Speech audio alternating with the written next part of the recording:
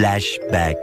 ഒരു ഫാബ്രിക്കേറ്റഡ് സ്റ്റോറീസിനും ഒരു AI voice ഇമിറ്റേറ്റിങ്ങിനും brilliant എഡിറ്റിങ്ങിനും ഒന്നും എന്നെയോ എന്റെ കരിയറിനെ നശിപ്പിക്കാൻ കഴിയില്ല.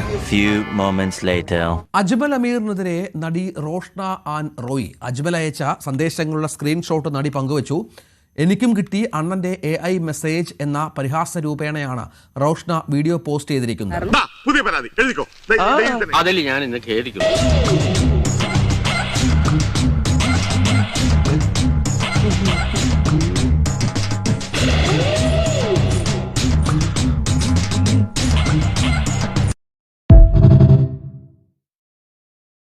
ആളിനെ നമുക്ക് മനസ്സിലായി.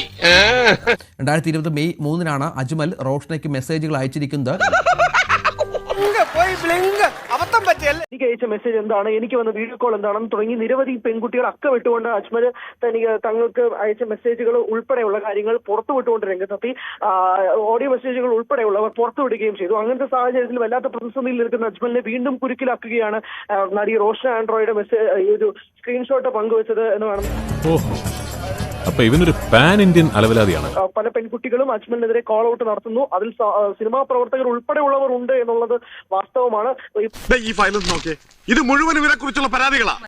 അജ്മലിൽ നിന്ന് മോശം അനുഭവം ഉണ്ടായെന്ന് മറ്റൊരു പെൺകുട്ടിയും പറഞ്ഞു. ഇയാൾക്കൊപ്പം സിനിമയിലൊപ്പം പ്രവർത്തിച്ച യുവതിക്കാണ് ദുരനുഭവം. വന്ന് തീരെ കൾച്ചർ ഇല്ലാതായി ബ്ലഡി കൺട്രി പീപ്പിൾ. അത് കഴിഞ്ഞ് ഞാൻ ബാംഗ്ലൂർ എത്തി ഏർലി മോർണിംഗ്. എനിക്ക് രാവിലെ തന്നെ എനിക്കൊരു കോള് വരികയാണ്.